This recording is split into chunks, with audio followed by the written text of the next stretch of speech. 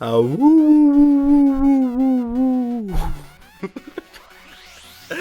No, it is not a poltergeist cow you are hearing. It is me, Kero, your host of Nakayoshi Mondays. Yay! Woo. Today we have a very special episode. It's going to be Halloween themed because it is the week of Halloween. It's like, why not celebrate it? We're going to embrace it today. And today we do have recurring guests. You've met both of them today. Would you guys like to introduce yourself? RiiRii? Yes, hello. I'm RiiRii. Yeah. It's always nice hearing from you. Fun to be here. How about you, Zange? Hi, Zange's back again. Even though I was literally just on here like the last time. We just can't get rid of you. You're stuck with Couldn't me. wait to get back. Today we do have an opening theme. I would like to ask you guys, what is the worst costume you have ever wore for Halloween? Who would like to go first? I can go first. Okay. It was a couple of years back. A friend invited me over on Halloween at the last minute, and I just threw on my Stitch kigurumi. So that's my worst Halloween costume ever. That doesn't sound too bad. Did people like it at least? Yeah, it wasn't very scary. Very low effort. Well, at least it was some effort. How about you, Zane? I think my worst Halloween costume was when I attempted Kagura Soma back in my freshman year of high school. I tried to do a Kaze cosplay of her little green dress by using a scarf and a white long sleeve shirt and tights and trying to safety pin the scarf to my shirt. So yeah, that did not go too terribly well. Did it stay up for the whole day, or did it just start like falling apart? It did, but it was just really uncomfortable. Did anyone guess what you were? This was a high school in Iowa, so no, I had to tell people. Nobody had any idea. No. You were just a creative dresser that day. Yeah, and I think I even wore it to like a library Halloween party, and I had to tell people. And they had Fruits Basket manga there too. Well, at least you were an individual. Nobody That could is copy you. For my worst Halloween costume I ever wore, I think it was in junior high. And, because I don't remember, I just remember being really young. And I never actually thought about the costume I wanted to wear for Halloween, and then I was gonna go out, and I was like, I have to wear something. So, like, you see in the movies how people always just, like, wrap themselves up with toilet paper for, like, mummies and shit, right? So I'm like, that's a good idea. I should do that. Then I start wrapping myself in toilet paper, and then my parents find out, and then they got really mad. And, like, they started, like, yelling bloody murder because I wasted so many rolls of toilet paper. And then I just remember being so upset after that. I just ripped all the toilet paper off and went upstairs for the rest of the day. Oh no. Maybe it was a little traumatic, but, you know, it was fun. So today we do have our first music break. It's not going to be kind of Joni Naritai. I know, so sad. You've heard it like 5 times already, but it's going to be a different song today. It's actually one of my solo songs. It's a cover of Last Idol Family's Someday Somewhere's Kono Koi wa Transit.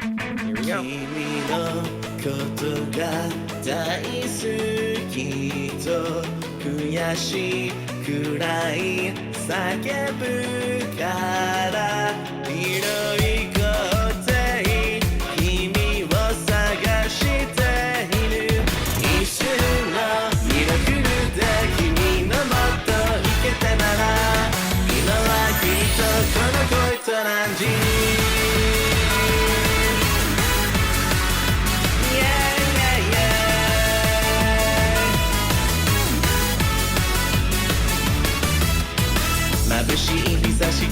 ぎた授業いつも通りなのに何にも手につかない空にの先君が輝いて一緒に過ごした時間思い出し恋は辛いねもっと可能なんて呼ばないでよなんて最近も立てるの目が合ったウインク雨戸せないで君のことが大好きと悔しいくらい叫ぶからあの日見つけたことは忘れるわ私まだ信じてるとすでには君がいい今はきっとこの恋と同じ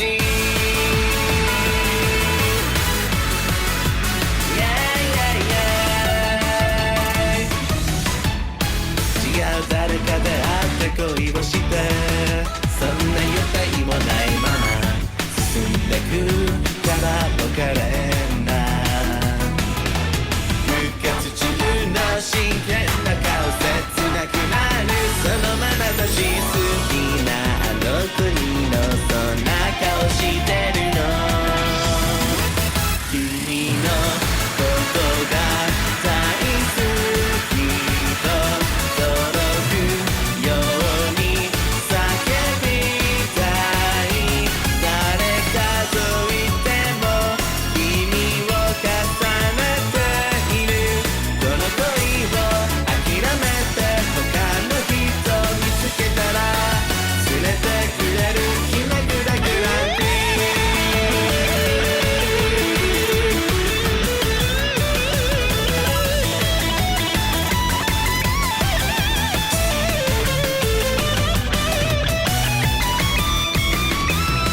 思い出だってあの子すみたい嘘つだってあの言葉君の口づけを忘れたくない君のことが大好きと悔しいくらい叫ぶからいつかどこかでなんて言わせないわ今すぐに駆けつけてこの場所で誓ってよ今はきっとこの恋と同じ乗り換えなら今だよと同じ Okay, that was my cover of Kono Koi wa Transit. Yay. Yay. I did that cover a while back. It came out in the spring. I was actually planning to do like some kind of campaign with it. Like in the beginning of the year, I was being overly ambitious trying to promote my solo covers. I was on Showroom like consistently, but my first one, it was actually successful. But I was trying to do like, since like the theme was like transit, it's in transit, I was gonna do the number of views. I would run that in kilometers. But then Corona happened, cool. and then I ended up canceling that. And then I'm like, I don't want to run. I was like, that's the good thing that happened from Corona, I guess. I didn't have to run that fucking shit. Because I'm pretty sure I would die if I actually had to run that fast. I mean, that long. Gosh. So I guess that's a good thing that I didn't have to do that. So we're going to move on to our first segment of today. The segment is Guess That Monster. Ooh, spooky. Spooky indeed. In this game, the RiiRii and Zange are going to compete against each other. I'm going to give them a brief description of a monster. It could be from classic literature, media, you know, movies, TV shows, all that jazz. And then they're going to have to guess what that monster is or who that monster is. But before we do that, we're going to play a little mini game. Ooh, do you guys know what this mini game is? Yes. Yes, because I told them ahead of time. Hopefully they read the schedule for today. But, Oh shoot, I didn't even realize there was a schedule. Well, before we play Guess That Monster, we're going to play Guess That Tune. Guess That Tune is when two members, in this case RiiRii and Zange, are going to be competing against each other, guessing which Hello Project song I am playing. It's going to be a very short clip, and the first person who guesses it gets a point. The winner of this game gets to answer the first question of Guess That Monster without having to yell over the other person. They automatically get to answer first for the first question. So are you guys ready? Are you confident? No. I have no idea. We all know how well I do at Hello Project quizzes. So to answer the question, to answer the song, today you're going to have to say a special keyword. The answer keyword is Flamin' Chicken Nuggets. So when you know the song, you have to yell Flaming Chicken Nuggets first in order to answer. You got it? Yes, got it. Okay, this is the first song. Let me raise the volume.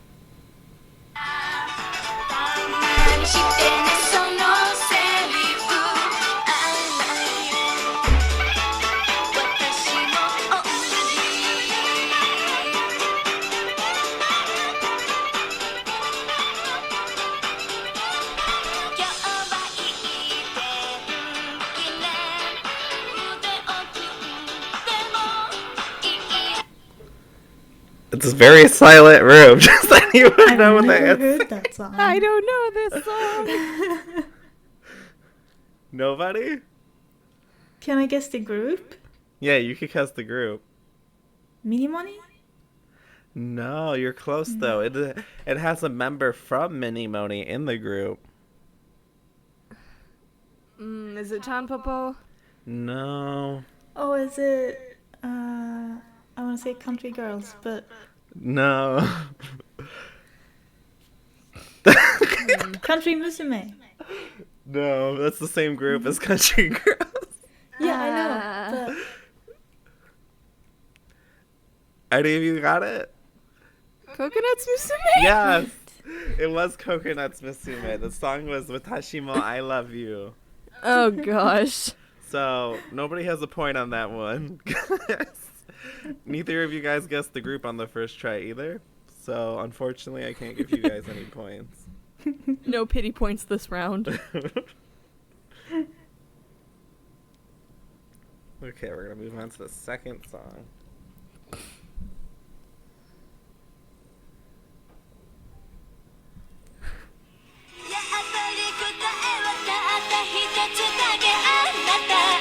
Flaming Chicken Nuggets! Zang? Kokoro no sakebi no uta shimat. It's the cute song. You I had don't most of remember the the last title word, right, but so I'm going to Kokoro give no it to you. Sakebi. It was cute. Kokoro no sakebi wo uta ni shite mitai. So you were right. Close Zang enough. does have 1 point. Congratulations. Did you know the song, RiiRii? I did, but I couldn't think of the title. You gotta be quick on this. Yeah.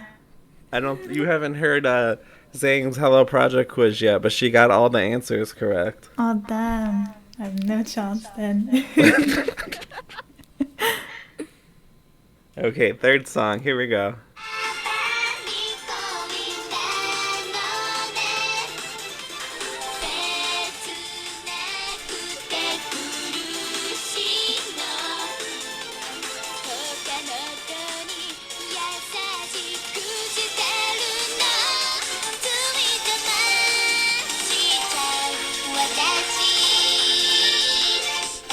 It's quiet again. Flaming Chicken Nugget. Okay, RiiRii? Miniskirt Postwoman by Smiley. Yes! You got it! Ooh. I knew it was a Smilage song, but I haven't listened to Smilage. I just know Anju. Well, at least you know the group. Yeah, that's true. Okay, the next song. So we have you guys both tied. So this is the tiebreaker. This determines who gets to have the, what is it called? Advantage for the next game.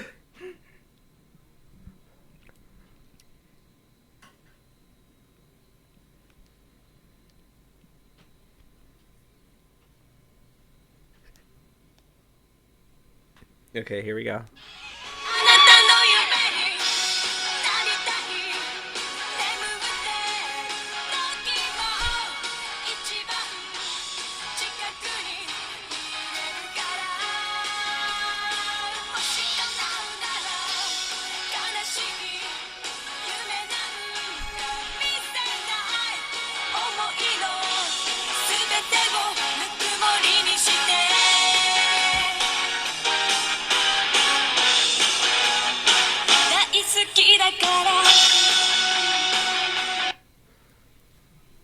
Okay, Oh my god. we're silent again. Any quest? What's the word? I don't know English today. Any guesses? Is it Melon Kinembi? No, it's actually a soloist. Oh. Heiki Michio? Yes. I'll give you a half point for that one, since you did guess the right artist on the first try. Yay. But the goal is I don't know the song. The only one I know is Get. the song name was Anata no Yume ni Naritai. Ah. Okay. And the goal is to get 2 points to win. So we are going to go for another song.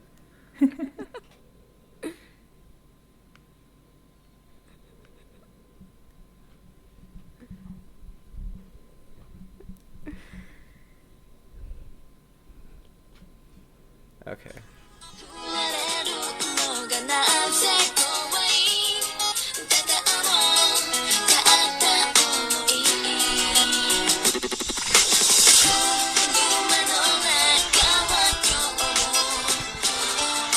Flaming Chicken Nugget. RiiRii? Kosui? Yes, you got it. Ah. That was correct. It was Melon Kinemi's Kosui, which means RiiRii is our winner for today. Wow. Congratulations. Thank you. So you do get the advantage in the next segment is, what is it called? Guess That Monster. You guys ready to move on to the next segment? Yes. Yes. Okay, here we go.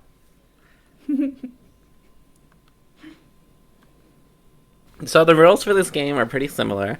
I'm going to be giving you guys a description of a popular fictional movie monster bad guy, and you guys have to yell Flaming Chicken Nuggets to answer first. But since RiiRii won Guess That Tune, she gets to answer first automatically for the first question.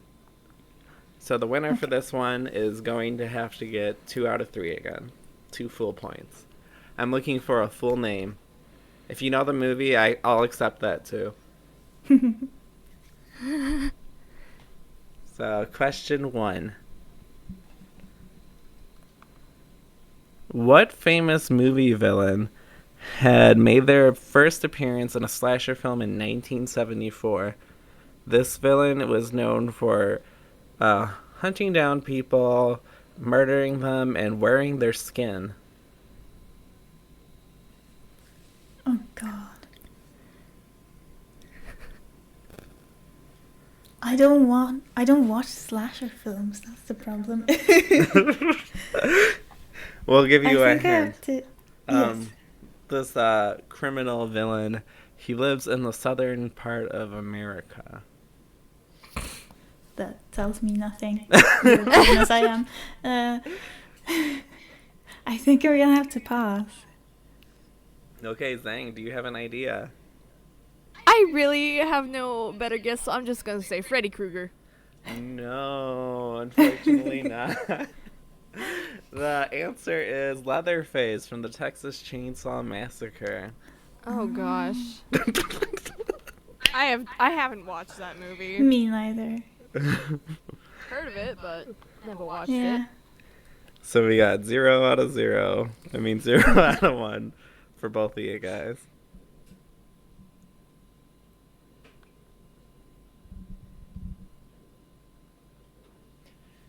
Okay, second question. This character was created from Gothic horror in British literature of 1987. He has gone on to exist in multiple forms of media throughout the years. He is stupid because I can't read. Let me let me repeat that for you guys. Okay, so question number 2. This famous horror character originates from British literature, Bram Stoker in 1987. It's a classic graphic horror novel, Gothic horror Flaming novel. chicken nuggets? Flaming chicken nugget? RiiRii. Dracula? Dracula, yes, you got it. Congratulations. It was the 1987 that threw me off. It is a very long time that he's been I around. heard Stoker and I... Is that what gave it away? Yeah. I didn't even remember the Actually- author's name. I had a I British read it a like couple class. of years back. Oh, you were a huge fan? Well, I'm a huge vampire lore fan, I guess. What's your favorite vampire? Interview with a Vampire is always a classic. Ooh, I've never read that one. What is it about? It's basically what the title says. It's also a movie. I actually haven't read the book. I've only seen the movie. It's pretty old by now. It's you get to follow a vampire or 2 vampires throughout history, basically. Ooh. Hmm? I'm gonna look it up because I never heard of it. We're gonna go on to question number 3. This famous villain monster is known for being a scientific experiment. It was written in an old novel from 1818 by an author named Mary Shelley. Flaming chicken nugget! Who was that? Was that RiiRii? That was me. Oh, that was you. Okay, Zang. Zang? The answer you're looking for is Frankenstein, but Frankenstein was the doctor, so technically it'd be Frankenstein's creation. Yes, you got it. Congratulations. We read Frankenstein, or at least a graphic novel of Frankenstein, for one of my classes in school.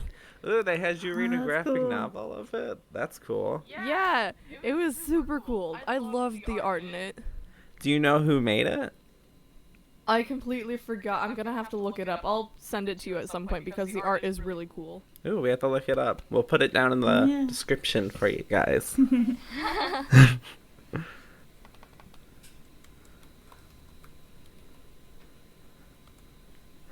We're gonna do question number 4. Wait, let me find a better one to ask.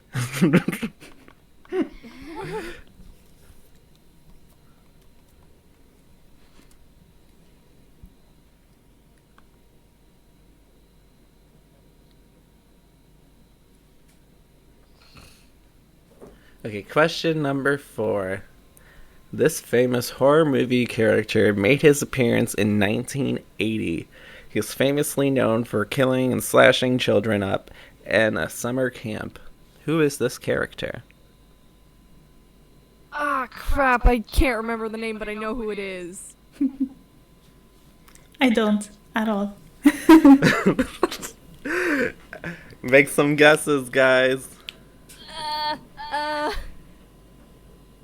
Do you remember the movie at least? Friday the 13th? Yes, you got the movie. That means you got the answer, though, too.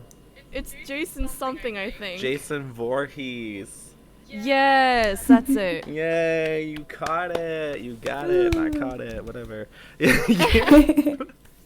That means Zang is our winner today for Guess That Monster. Woo! With Zang being the winner today, that means they will be the first person to tell their story in the next segment that's coming up. Ooh. So, before we go on to that next segment, we have another music break. Zang, do you want to introduce it? Yes, so This is my solo cover of Hoaseki. It's one of my favorite Yuki Kajiura songs, and it is just a very pretty song. So here we go. It is Hoseki by Yuki Kajira. I mean, by Zange. The cover of Yuki Kajiura's Hoseki by Zange. Yes. Here we go. やかに流れる歌声にそっと耳を澄ませて白い月のため息分け合うの甘く口づけて恋人のようだね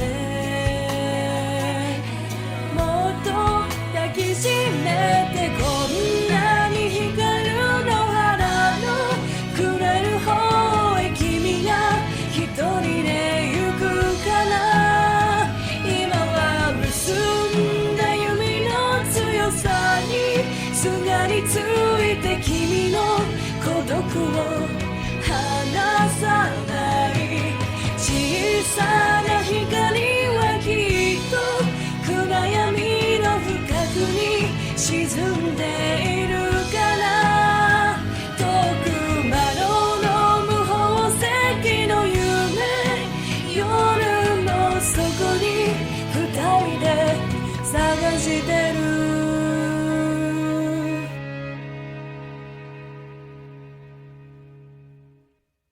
一つだけしかない名前で私を呼んでほしいのまだ誰も知らない世界のどこかで眠ってる思い出と未来にずっと輝いてあがなう傷の深さがこの想いを支えるような気がして今は優しさよりも痛さで凍りついた君の心を溶かしたい逃れることのできない影のようにいつも近くにいるから君の落とした涙の粒が指を飾る宝石キラキラと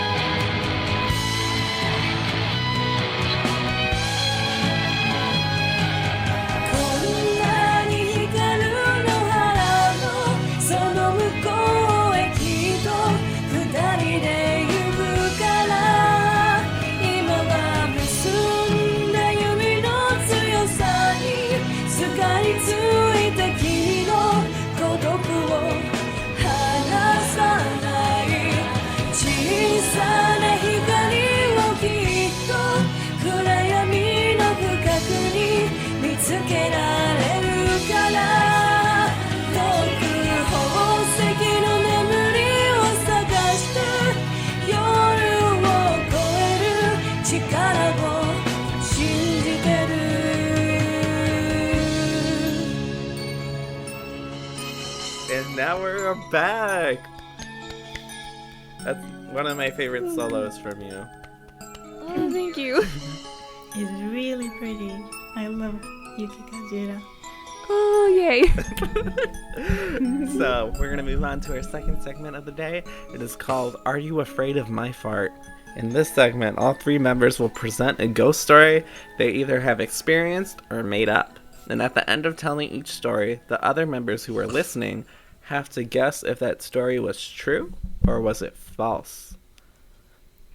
The winner of this segment that guesses the most true or false, whatever, will get to be the first to read in the next segment.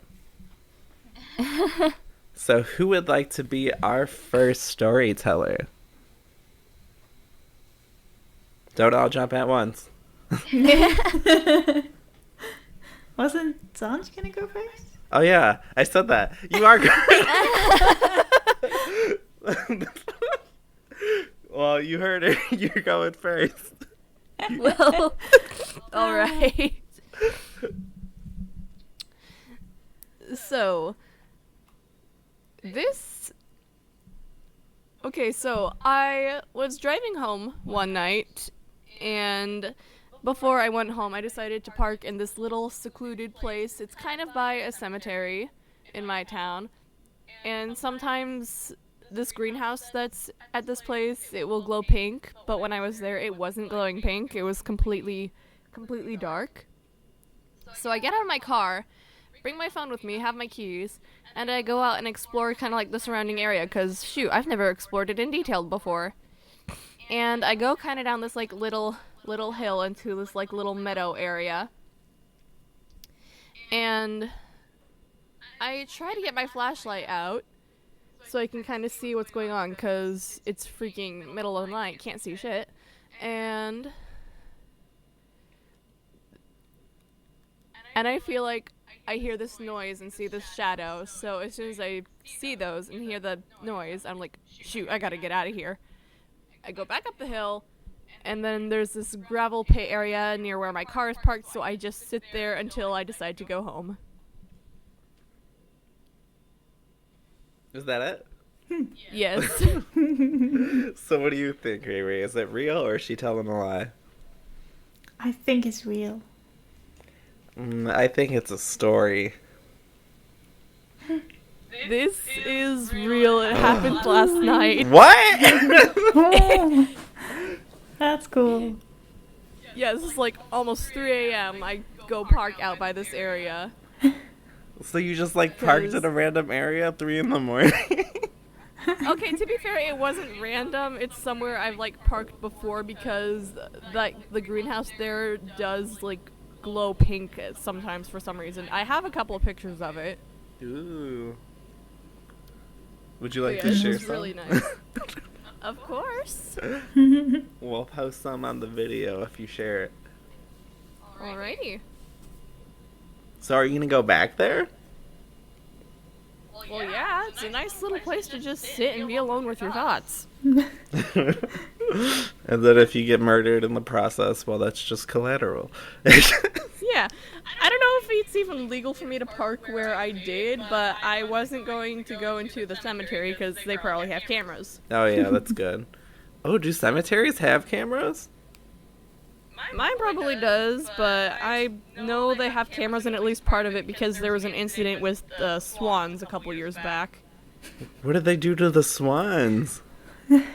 Well, someone went into the cemetery and there's like swans that are in a pond, and they, I guess, like glued the swans' beaks shut. So yeah, there's What? rumors, at least in that area now. That's awful. That is. I know, it's really sad. Who the hell wants to do that? Like, what comes in your I mind don't that even thinks know, that's okay but they to have do? cameras over there now. Oh shit. Well, RiiRii, you want to go next? Yes, I can do that. This isn't really a story. It's two things that happened to a middle-aged woman who lived in this house on her own. Okay. So she was out in the kitchen when she hears this huge, loud crash from the living room. And she goes to check it out, and she has this huge shelf full of like porcelain dolls. Scary. And one of yeah, Sorry. and one of the dolls have fallen off the shelf, and it's laying like far, far away from the shelf. And the little thing that, holds those dolls, like standing, it's still on top of the shelf. So that's the first thing that happened. And then a while later, she's sitting in front of the window and she's sewing with a needle and thread, and she looks up into the window and then she looks back down. And when she looks back up, the thread that she's using to sew with has tied itself around the little window hatch by itself. That's it. Oh my. Oh. Ew, what do you think?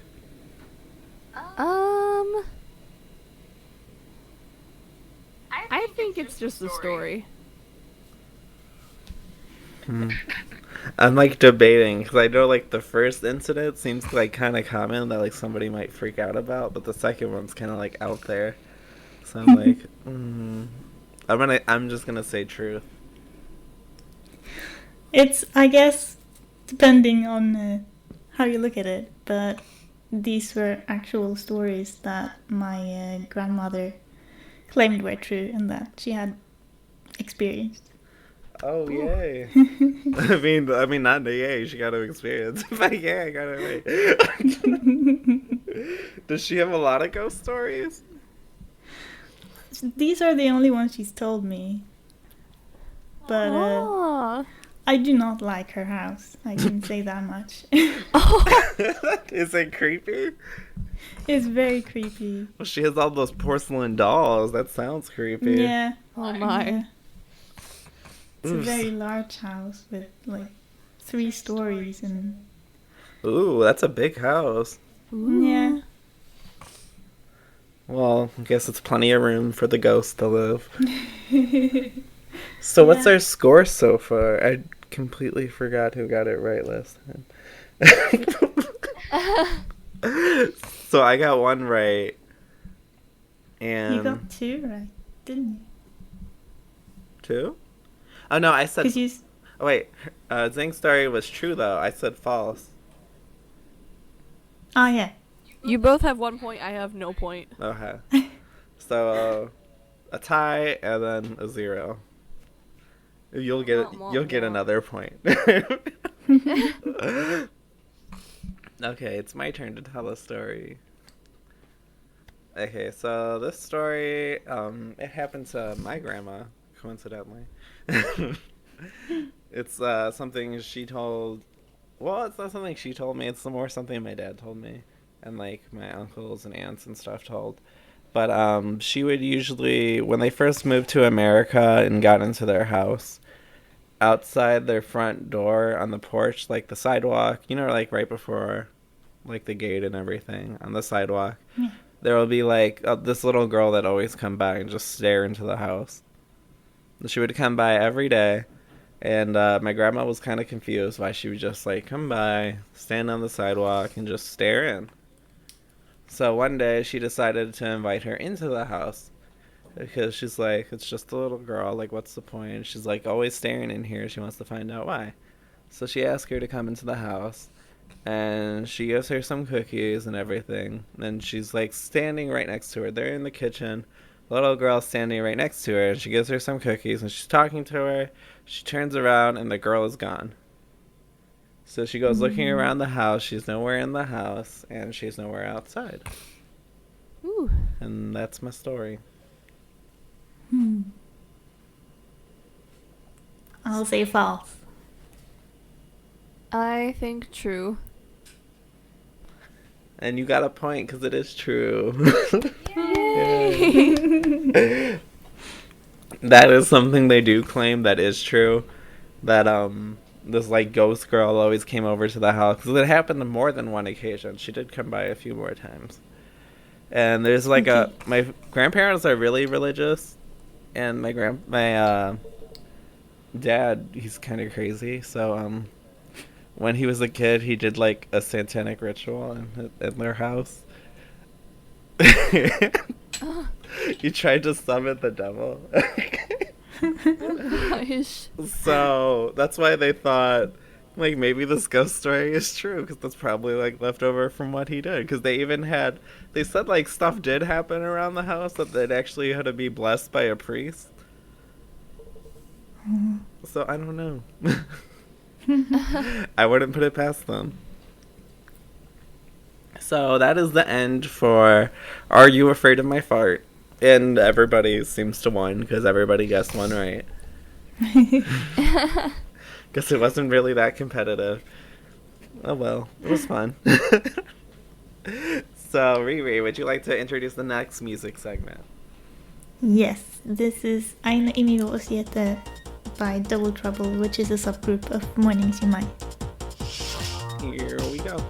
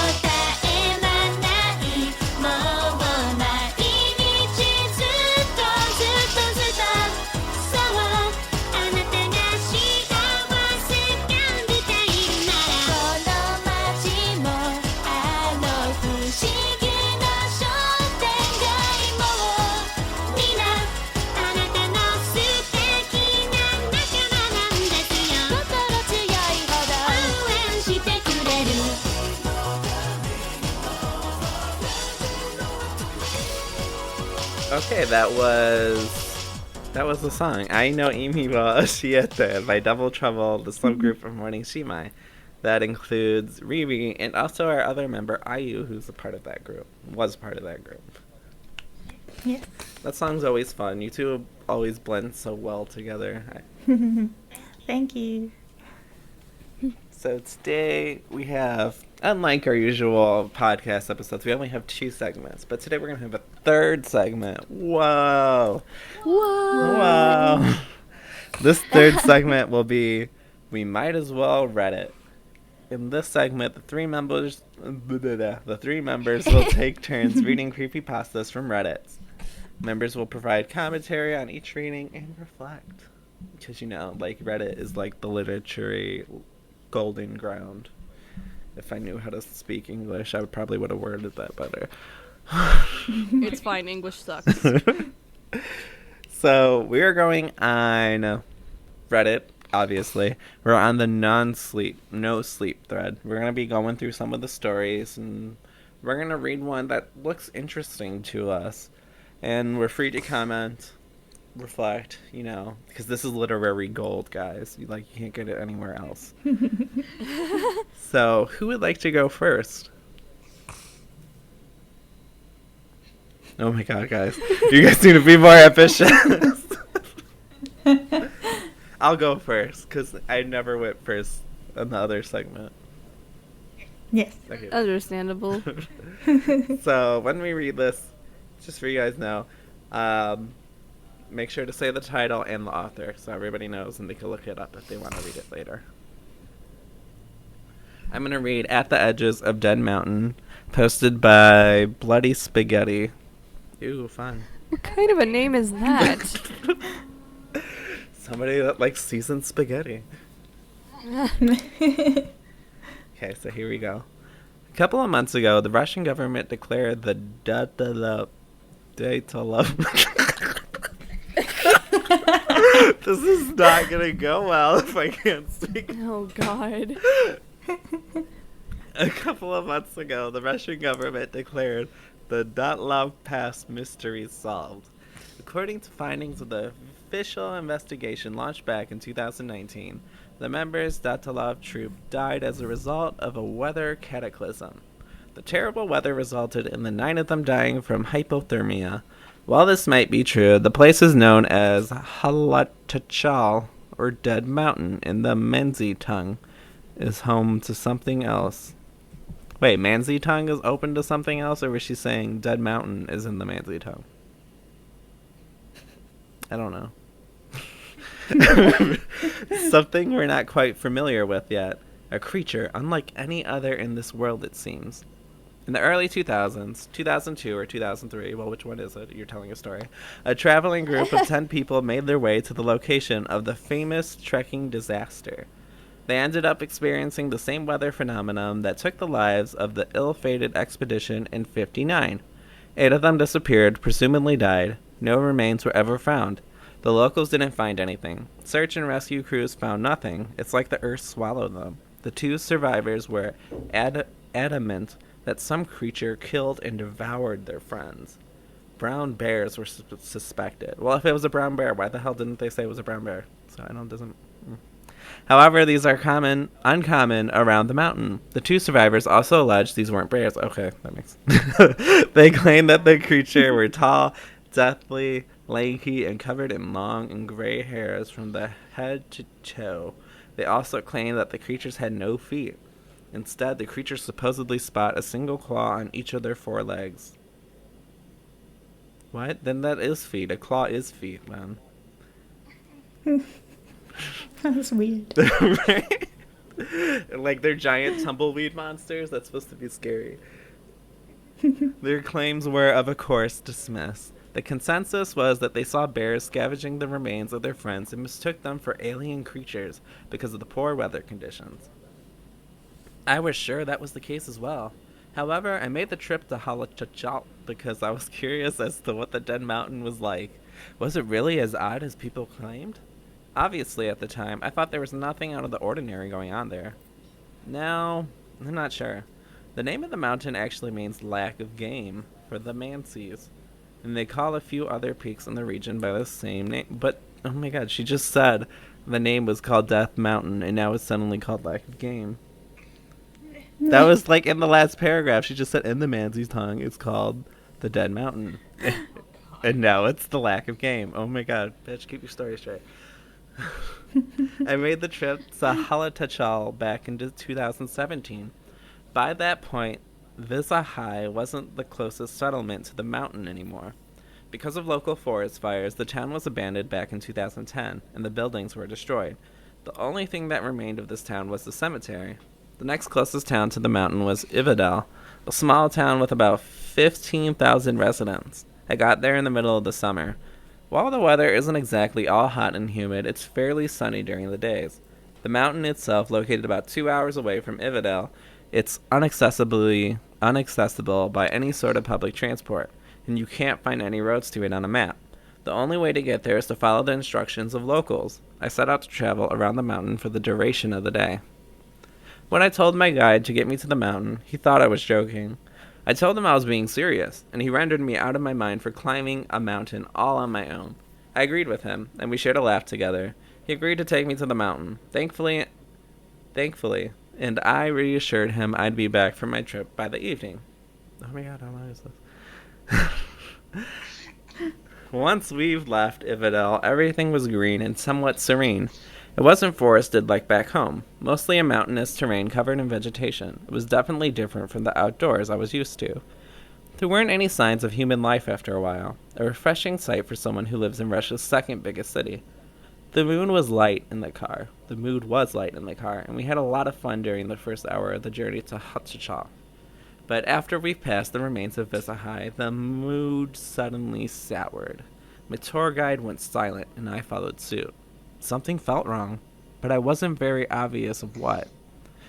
It was as if a depressive episode befell us both. We just sat in the car in total silence for the rest of the trip. I felt as if something died within me once we passed the ghost town, like a piece of me was taken away. I can't even put the feeling into words. When we arrived at the mountain, though, my mood turned from bad to worse. The whole area just seemed outright dead. No birds, no rodents, no ruminants, no nothing. The whole place seemed like it was frozen in time. I just stared at the semicircular mountain for a few moments before I realized I was completely alone. My guide had driven off, and per our agreement, would return around sunset. Until then, I was on my own. Oh my god, how much do I have left? I should have read this before I decided. Where did I just lost my spot. Okay. I remember staring at the jagged rock on the slope on which the Delta Pass is located. The idea of me being in that place felt almost surreal. Usually the place is rife with tourists, but not for today. It was usually empty for that time of the year. I climbed on the massive granite structure and looked all around me. The silence of the mountain was deafening. It was an unreal sensation that I had felt when I stood to face with the enigmatic peak. Something about it felt very peculiar, and I needed to know what it was. The weather wasn't perfect that day. Clouds were gathering around the mountain chain. It wasn't supposed to be snowing that day. Maybe it didn't. Maybe it didn't what? I don't know. I came off the granite giant and started making my way up to the mountain. A few yards in, it felt as if I had walked into a body of water. It's a very specific feeling, like pushing through a very thin rubber membrane. Caught me off guard, I stopped dead in my tracks. I looked around to try to find the source of this odd feeling. Instead, I found myself in a frozen winter landscape. I cursed under my breath, perplexed and confused. I looked around, trying to figure out what the hell was going on all around me. It was snowing. 5 seconds ago, it wasn't snowing. The amount of snow on the ground couldn't accumulate even if it was storming, which it wasn't. The snowfall was slow and steady. My head twitched to survival mode. I grabbed my rifle as I looked around, trying to make a sense of my environment. Where did he get a rifle from?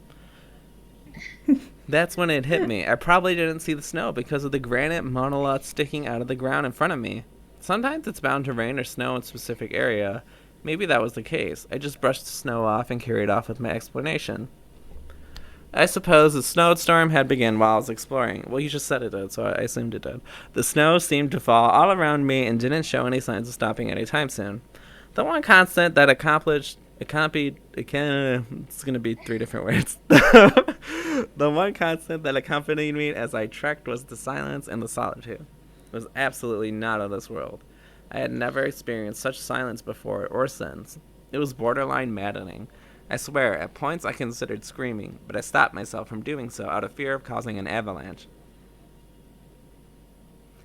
I just roamed around the mountain slope aimlessly for a while, completely preoccupied with my thoughts. The lack of external stimuli gave me the long-needed opportunity to reflect on less pleasant times in my life, which up to that point I buried deep down. Good thing I'm an experienced trekker. I could find him. I could make. What? I could have make. I could have make my way through rough terrain pretty much blindfolded. Okay, that's such a weird sentence. Why did you write that? Unfortunately, I had gotten so caught up in my own thoughts, I didn't even notice myself stumbling into a thick bush of sorts.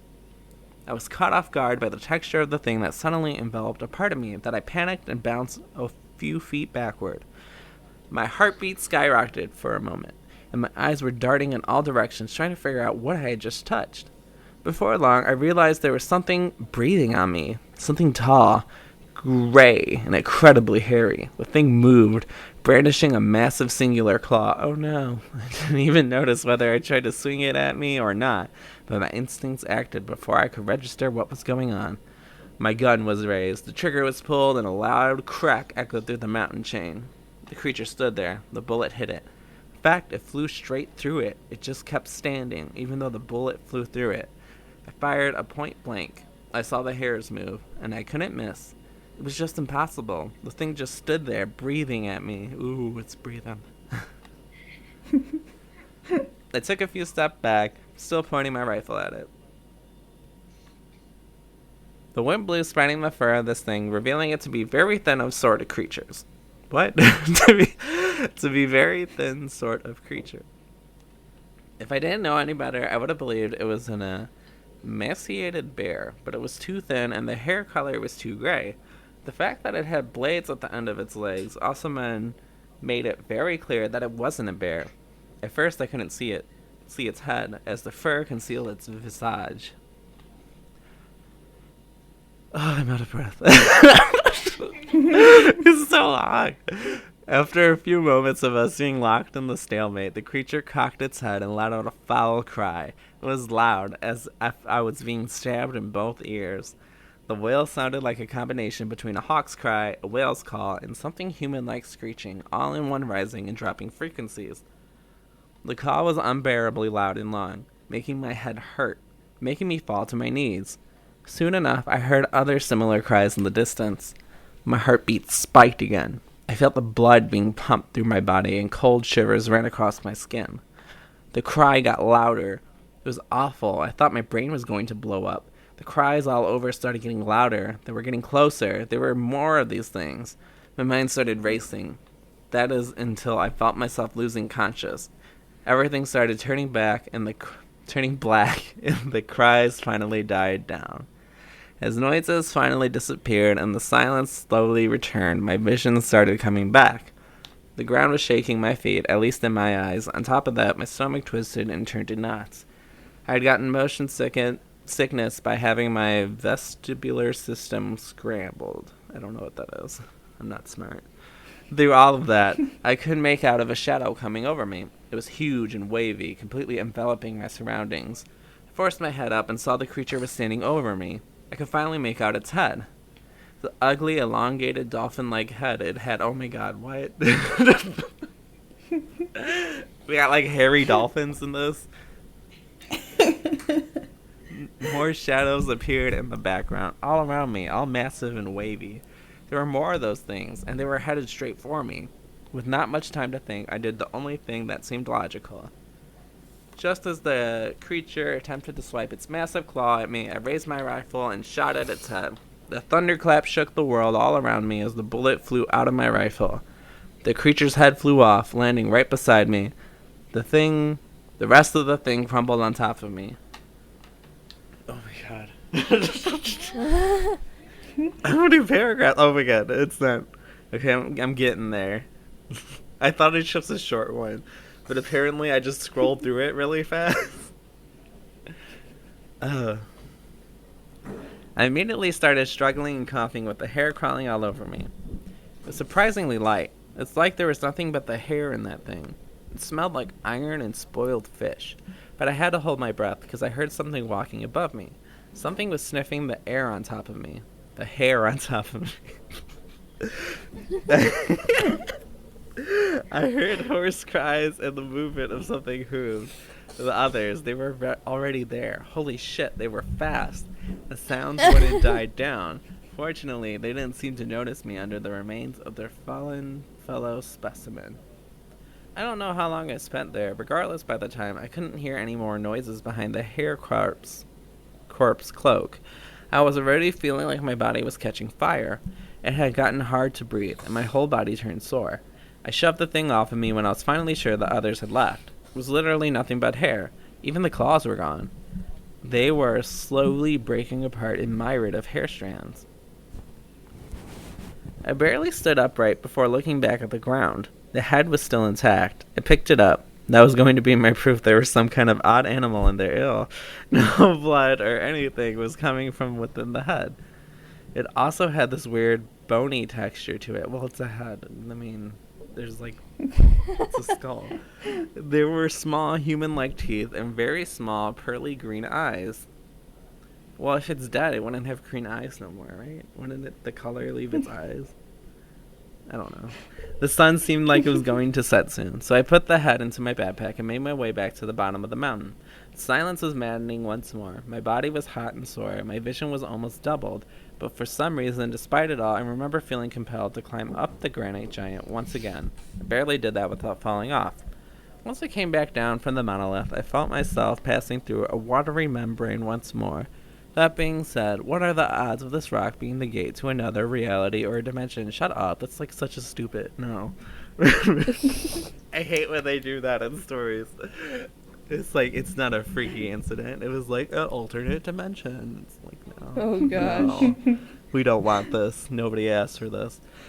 Anyway, the snow was gone and my guide's car was waiting for me. I was so confused. I couldn't even stand straight.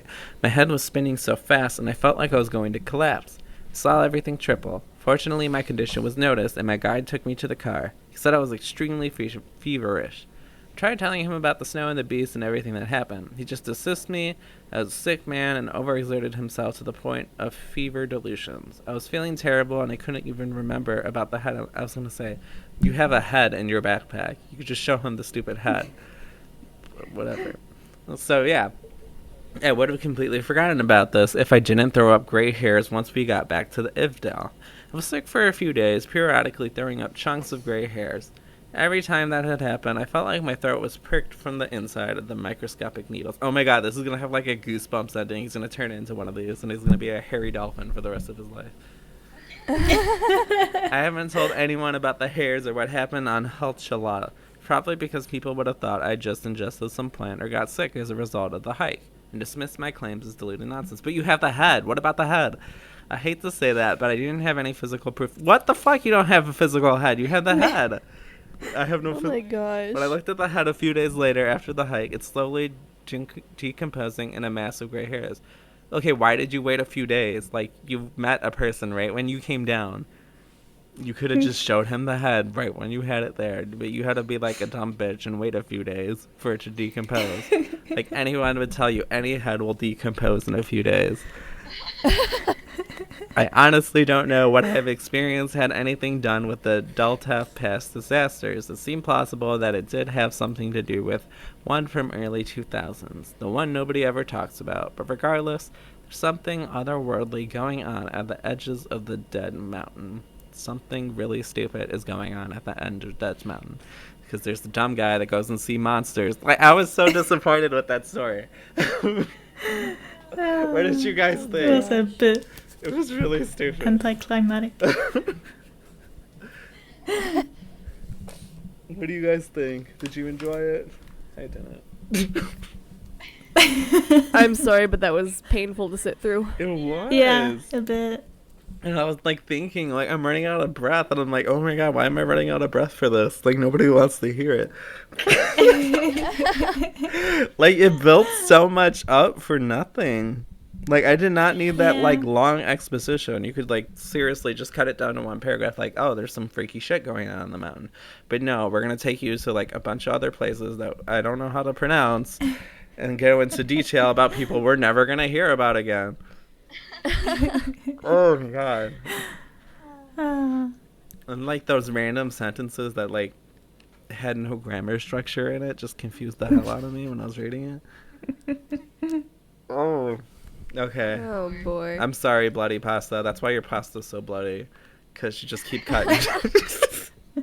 You're just, like, so dumb that you keep bleeding all over your pasta. Oh, spaghetti. I'm sorry. That makes more sense. Bloody spaghetti. So, who wants to go next? Oh, this was created in March 24th. Oh, wait, never mind. That's the server. Oops. It was created 21 hours ago from when I'm reading this. So it's pretty new.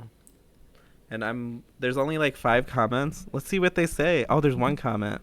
Oh, I don't know how to read. There's one comment. Oh, wait, it says no comment, but this is one comment. Why does it say no comments, but one comment? Reddit's weird like that. Yeah, I don't care Reddit. Did I get blocked when I don't have an account? Who knows? Well, if I'm the first person to comment Mr. Bloody Spaghetti, I'm going to tell you, write a new story. Delete this, please. Thank you. Okay, who would like to go next? Should I do it? You want to go? Sure. Okay. Okay, so the one I found that sounded interesting is it's titled, I cannot say if the creature I saw on the subway this morning was there to harm me or warn me. All I know is that I do not want to see it again. And it's by Woji Investigate. Oh, that was the whole Pronounce that title? Ooh. That was like a sentence. It's like a Japanese manga. Wow. Yeah. That's true. Okay, so I began my morning like I always do. My routine of brushing my teeth, showering, making my bed, and getting dressed. Sitting at the table of my apartment for whatever time I had before I needed to leave for work and catch the subway train. This has been my routine for the last year that I have held my position at a large and well-known accounting firm in the city. The only thing about my morning that differs from any morning before it is the sheer weight of the desire to not wake up in the first place. I feel that. Every morning. Oh my gosh.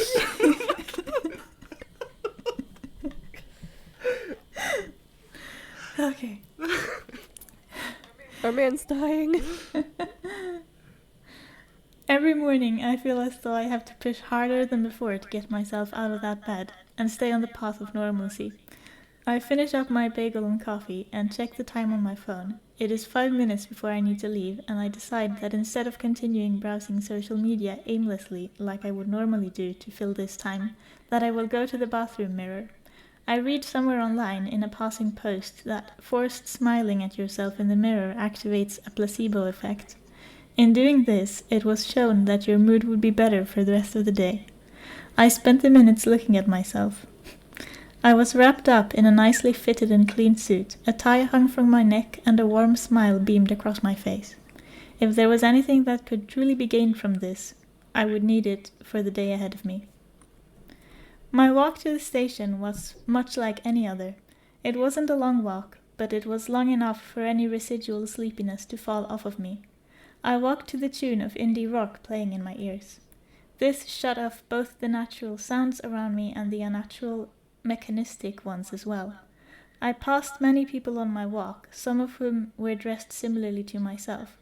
I wondered how many of them had any other similarities to me or my way of thinking. After resting with this thought and my music, I reached the stairway that led to the underground station. Amongst a crowd of bustling people, none of them smiling at their prospective trip on the crowded commute, I made my way down the final escalator to reach my station. As I stood patiently, I looked over the passing advertisements on the wall and let my mind wander. A coming wave of dread rose and became apparent in my conscious mind. My job was not a bad one. It was a well-paid and dependable job, something not everyone in this city had. But it was boring and it felt as though it was draining my soul. My recent deterioration in mood was in no doubt partly My recent deterioration in mood was no doubt partly attributable to this. I fought back light tears and forced a smile in my reflection in the metallic walls I passed. It must not have worked properly earlier. The train I was waiting for arrived approximately on time. I stood on the platform, waiting for the doors to open, and felt the pressure of the crowd building behind me. I was only moments away from being packed in the tight confines with them. The air around me became warmer, and I could hear the foreboding sound of the approaching train. I watched it exit from the tunnel and slow down to a stop in front of the crowd. I was in tune with the anticipation flowing from the bodies around me, and prepared to step forward. I took one last look to my side to see the platform and the escalator I had arrived on. As I did so, the doors of the train opened.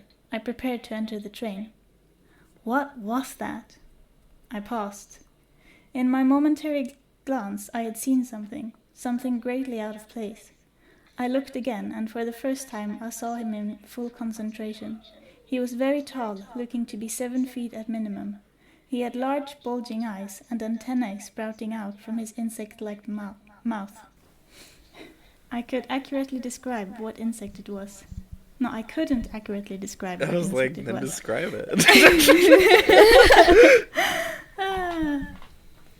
But it looked as though someone had an incredibly realistic full-body insect suit. Ant-Man?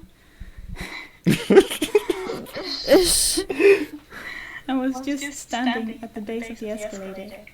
He was to the side of the escalator, allowing people to pass. I was beginning to feel a flurry of complex emotions even in this instant. No one other than me seemed to even notice him. I couldn't tell, but I felt like his large bug eyes were trained on me. Just sounds silly.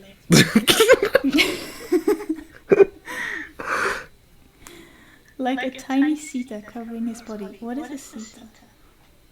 A what? S-E-T-A. S. Who knows? Maybe it's supposed to be a typo of seat. Wait, a seta? S-E-T-A? Yeah. A stiff structure resembling a hair or a bristle. Just say a fucking hair then. Oh my god. Oh my gosh. Why? Why did he use that word? The internet. Like a tiny cedar covering his body. I felt the hairs rise all over my body. That's not good sentence structuring. But I was broken out of my paralyzed trance by the people behind me, eager to get on the train. They pushed, and I instinctively moved with them and boarded the train. Several seconds had passed now, and despite this, the insectoid man remained standing in the same position. I was still the only person to react to his presence, and I began to think that I was losing my mind. A fleeting thought arrived, telling me that this was the slip. The day that my mentally unwell and pressured mind cracks, and I descended into a psychotic episode. That's dramatic.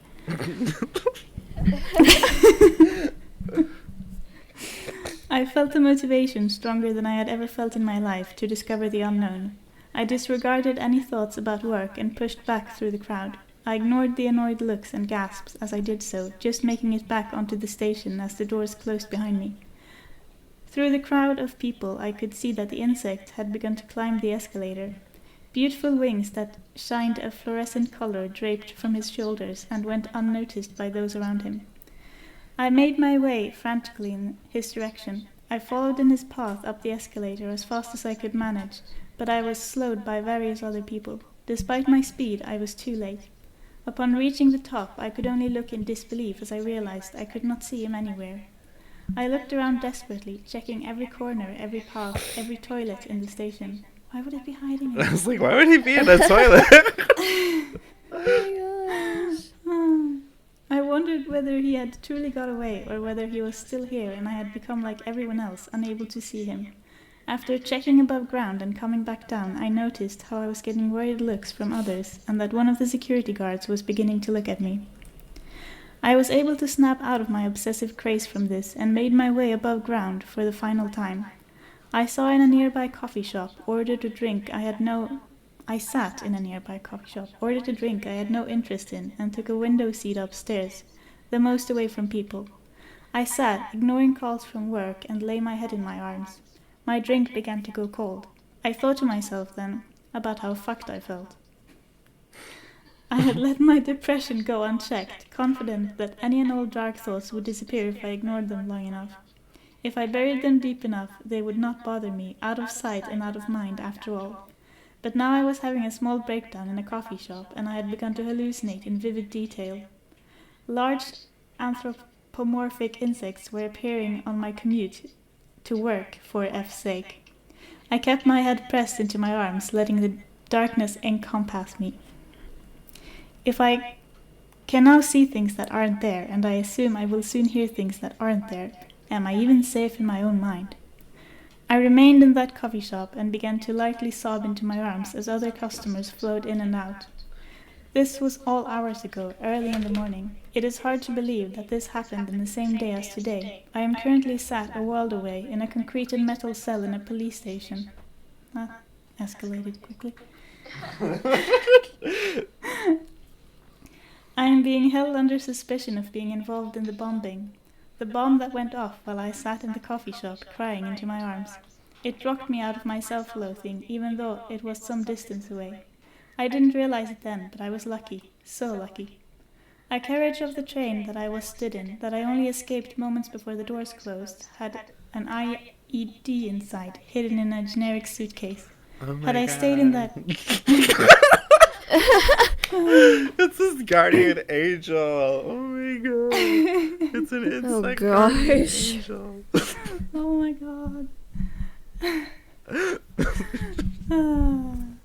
Had I stayed in that carriage, I would have most likely died in the resulting explosion that occurred a few stations later, at a more central and busy station. I had been caught on camera quickly exiting the carriage before it took off. I can be seen running away from the station, and there are accounts from witnesses on my suspicious activity. I am awaiting questioning, and I have no idea what is going to happen to me now. But that is the least of my worries. The only thought that occupies my mind is him. That being that I saw, the thing that made me leave that carriage and ultimately saved my life in the first place. That sounds almost romantic.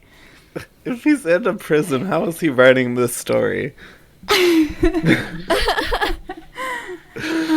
Nobody's gonna take the time to type this out on their phone, on Reddit, when they're waiting to be... They take away your phone, don't they? I think so. Did you like that? Gosh. It's not done yet. There's a tiny bit left. Sorry. No, it's okay. I want it to be over as well. Okay, last part. Did he intend to make it look like I did it? Was he there to save me? If so, why only me? The thoughts bounce around to no end in this quiet cell. Survivor skills, I think it's called. Oh my god. That's the only way. That's the only way I can describe my emotions. I keep thinking that if only other people had seen him, they could have lived. He could have chosen anyone else in that train to see him, to allow to follow him to safety. But no, he chose me. A worthless, pointless human, full of misery and sadness, unable to appreciate the gift of further life. Oh dear. It is for this reason I can only assume that this blessing is something much more sinister. I wonder whether seeing him caused a disaster. If he was a sign to... What? What? If he was a sign to sign that all the misery I felt would be dealt upon those who were around me. All I can say is that I'm terrified of seeing him again, and what that may mean for those around me. And if anyone else out there is like me and can see him, you need to get out of wherever you are, and fast. Some of the only hope I have left is that he is here only to warn us. Was that it? Yeah, Rosin. Go. Oh gosh. No, I did not like that. What was the point of that whole, like, overly done exposition at the beginning of it? I don't know. It was like trying to be like this whole big story about depression, then it turned into like this evangelical, like, savior bug person thing. Oh no. Like, what was the point of the smiling? Like, we did not need to know all of that. And then, like... No, it's not. There's one comment, and it just says, Mothman! It's so random! Oh my god. Oh, Oh, no, something. jeez. So we striked out twice today, so... Zane, can you end this? It's probably just gonna be just as bad as not worse, so prepare yourselves. Oh no. Okay. This is called Don't Stir Up the Past by MTP6921. Fair warning, my allergies are murdering me right now, so this is not going to be good. I'll add to the theme of the story. Which is funny, because I'm pretty sure this revolves around murder. Anyways. Oh my gosh. There's a world that is familiar to most people where you go to school from kindergarten to high school, learn that besides a small group of chosen people, the quarterback, the pretty blonde, etc., that you're really not that important. Oh my god, they spelled you all wrong. It's a good start. It's a good start. Well, that's probably a good sign of how the rest of the story is going to go. As more and more reality shows evolved, alternative ways of living like homeschooling and having 10 kids started making more people aware of alternative lifestyles. Stoils? God. Can't speak English. Moving into a new area as a kid, I couldn't be too picky about who I would be friends with. It seemed like a rural part of Pennsylvania called the Poconos. What the hell? The Poconos? Poconos, thank you. Was a pioneer in alternative lifestyles. I met more Jehovah's Witnesses, homeschoolers, and Army brat kids than I ever did before moving from Hoboken, New Jersey. Yeah, they dressed a little odd and acted a little odd, but they were still just kids that I could hang out with. The only unfortunate thing for the homeschooled kids was their parents seemed to shelter their kids, especially if the parents felt another kid was a bad influence. When I was 15, I met two boys who were my age when I moved to the Poconos in the summer of 1992. The boys' names were Scott and Travis. Scott was an Army brat and Travis was homeschooled. I met them from playing pickup games of basketball. None of us were really that good, but especially now looking back, basketball was just a good icebreaker to make friends. I mean, I don't blame them. Basketball. We had a lot of fun that summer, and besides Scott's dad being a little too strict and Travis's parents looking upon me... What? Oh my god, this makes no sense. Travis's parents looking upon me suspicion. Dear God. Suspicion. I would consider them my good friends. Dear God. Unfortunately, when fall came, Scott went to the school on the army base and Travis stayed home to be homeschooled. I kind of drifted away from the two of them and would sporadically reach out to them, until I discovered that when Travis graduated his homeschooling at 16, he moved to New York and Scott moved with his parents when his father got relocated with the army, or at least that's what I thought. I had fond memories of that summer of the two of them as an adult. I tried to find them as social media. I was surprised that there was no trace of them. Nothing, not even on Google searches. Well, you're not looking hard enough. Yeah. Try harder. I was always fascinated how someone could just stay completely clear of being found on Google, but I figured they never jumped on the internet bandwagon or they were intentionally making themselves hard to find. I always had a dream to make a low-budget movie under the horror mystery genre, and I was really trying to find the best story to use on the online horror communities. A lot of those stories were really good, but most of them would be difficult to translate into a movie. Even the ones that claimed to be first-hand accounts, I assumed were made up. Well, gee, this is probably a made-up first-hand account, too. Yeah, like the God bug. Like, that's gonna be a good movie. Like, we're missing out on that one. One of the posted stories, I have a confession to make, was so inappropriate that even the online moderator deleted the story. The story was about a guy who would seek out troubled teens and offer them different jobs like painting and landscaping. The story got really graphic and ended up with the teens being killed. The killer would send a fake letter to the parents, posting as the teens. Wow, I can't read. Posing as the teens, saying that they ran away to New York. What got my attention is the writer referenced a Penn Hills Pocono resort in the mid-1990s. The writer even referenced the first name of his victims to include Trevor and Stan, which I thought was eerily similar to Scott and Travis. Well, like, There was just... Travis is different. Or Stan? What? I just got lost. It's like a fake name to substitute for someone's real name when you're telling a story to your friends. Or to the internet, or whatever. There were just too many coincidences for me to shrug off. Through the military, I was able to track down Scott's father, who is now living in Florida, and Travis's parents, who still resided in the Poconos. I didn't have a phone number for either parent, I only had their addresses, so I sent the parents a letter with a return envelope and figured it would take about 2 weeks to get a response. Wait, didn't he say they moved, though? The Poconos one, he said they moved. Weird. Did it say Travis's parents moved? Hold on. Yeah, didn't it? Hold. Oh wait, Travis just moved to New York. His parents stayed. Travis being independent at 16. What the hell you think you're doing? He's fucking... I don't know what he's thinking anyways. I sent a message on the online blog to the writer of I Have a Confession to Make, who went by the name Sheep Stalker. I wanted him to think I was interested in making his story into a short movie. Surprisingly, he messaged me back in half an hour. He didn't want to communicate anything in writing, but instead wanted to meet in person. I reluctantly agreed. Bad idea, dude. Ooh, who does that? Like, anyone tells you that, like, you gonna get murdered. You need to stay home. Work on your social skills. The protag in the story is a fool. Anyways. I'm currently living in Philadelphia, and he resided in Scranton, so we decided to meet about halfway at the Lehigh Valley rest stop on the Pennsylvania Turnpike. I figured it's a public place, so if he was a deranged psychopath, then at least there would be other people around. He was eager to meet, so we met 2 days later on a Saturday. He told me what he looks like and where he would be sitting inside the rest stop. I pulled up to the rest area and headed into the building. I'm completely petrified. I really didn't know what I was getting myself into. As I got closer to the seating area of the rest stop, my stomach dropped. I couldn't believe it. I knew this guy. He was the security guard in the development where I used to live. I say to myself, oh shit, and worst of all, he remembers me. Okay, where? Did it come out that you lived in a development? Did I, like, miss something? I don't think he even mentioned it. No, he didn't.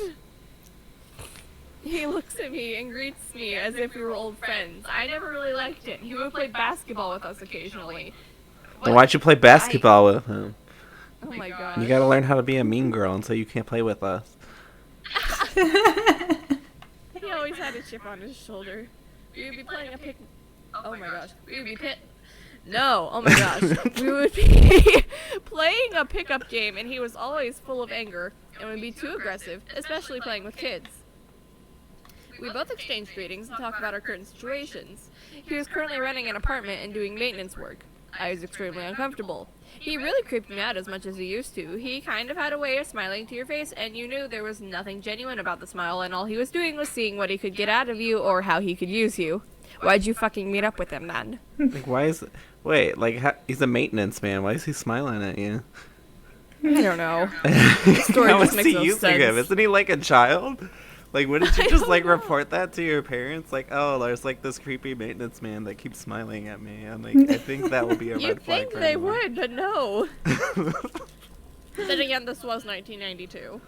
Or at least the childhood part was 1992. I don't know about the modern day part. 1992, that's when they like to get, like, creeped on by mechanics, I guess? I made up a story that I had raised funds to make a low-budget movie. He didn't believe me, and I knew it. I could sense he knew I had an ulterior motive. It was one of the most awkward experiences I ever had. I asked him if he could write more and expand on his story, and he said, yeah, sure, and I told him I would message him on the online blog. I got to my car, and I said to myself, what the fuck have I just done? Same, brother.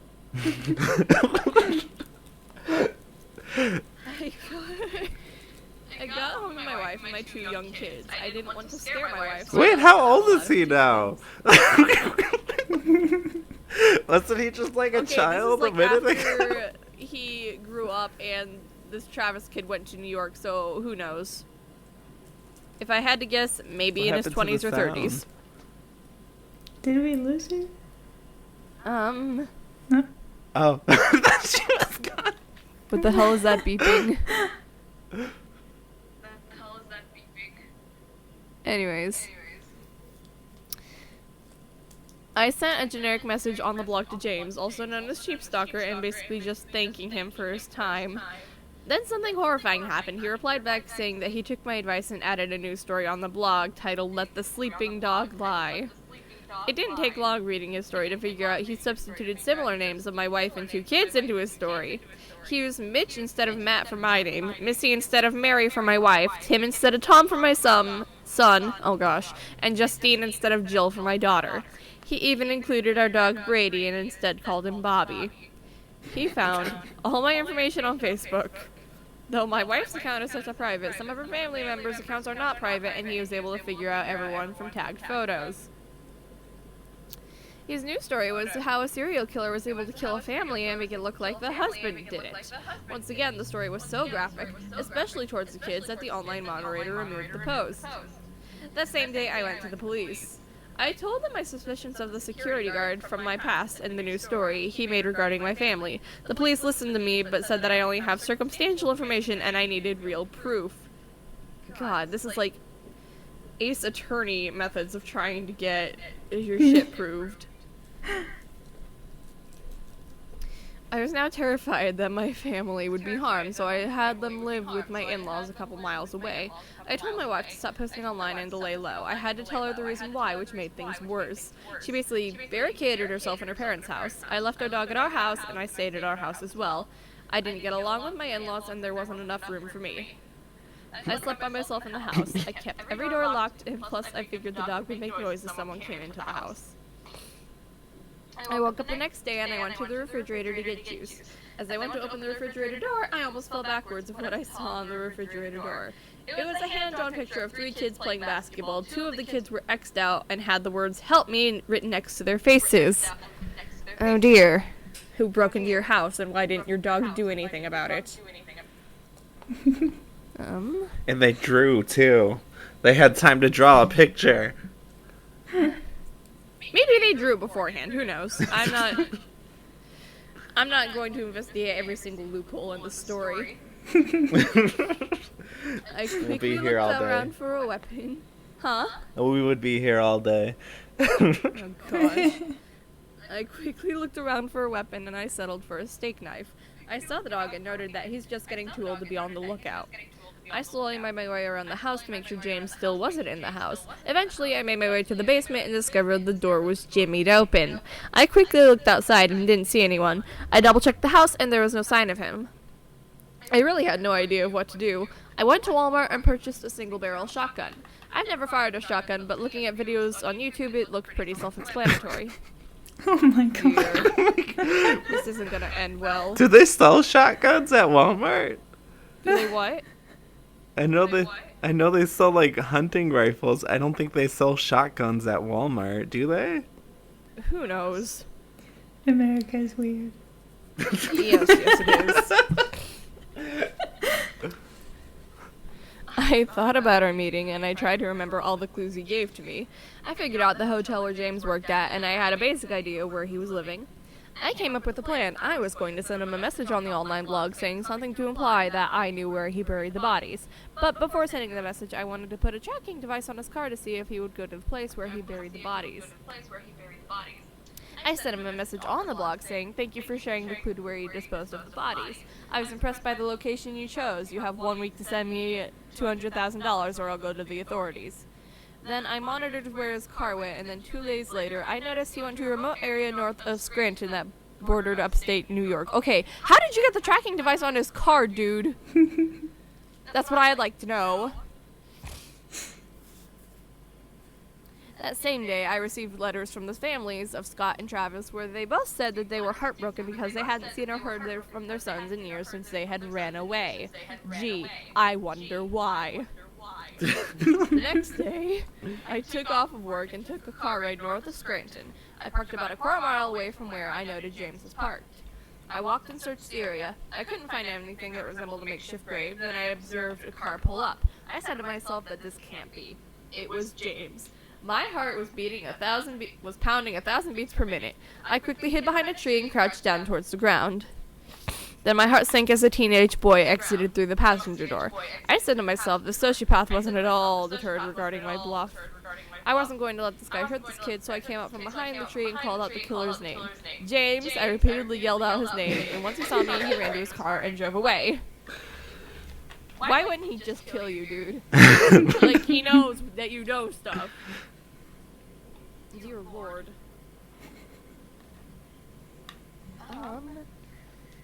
The teenage boy stood speechless. I offered him a ride back home. I told him to never associate with James. Yes, he again. got away from one creepy old dude. I called the authorities.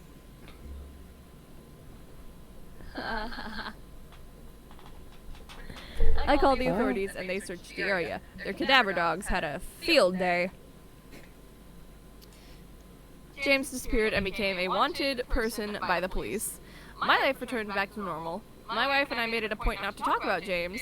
I continued to seek out stories online for potential movies.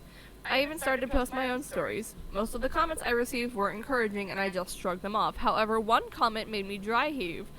The user, I don't know if I can read this because part of it is crossed out, said, "I had a good time watching your son play basketball." And that's the story. Wait, that was it? Yep, it's bad. What?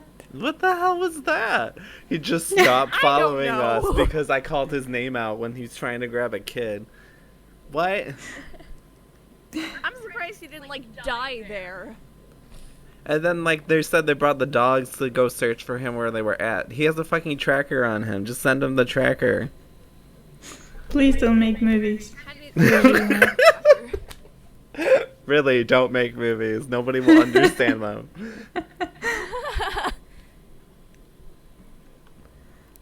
So that was our third segment. We might as well read it. It was a very disappointing segment that took very long. Well, originally it was planned for 2 stories per person, but as you can tell, if you're still here listening to us after these stories, they're a little too long to do 2 stories. So we're just going to cut it off there. So, we're on our last music break for today, and we're obligated to play that song we always play every episode. Do you know what it is? Say into the microphone, because we're listening to you watching this right now. It is TV Alkenshi Say Kanojo ni Naritai.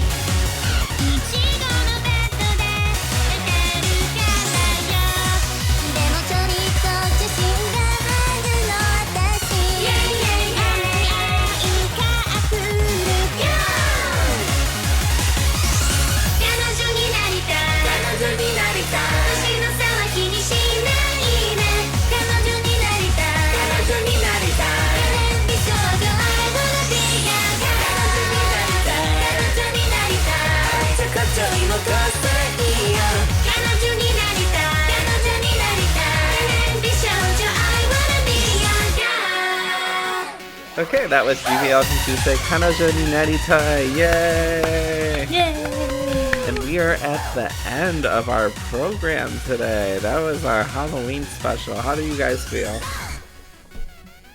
So many bad stories. So many bad stories.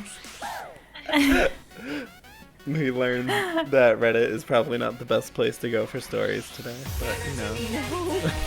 True. It was kind of fun. Dragged on. All those Reddit stories. So a lot of those stories dragged on. I can't imagine any of them pursuing writing any further.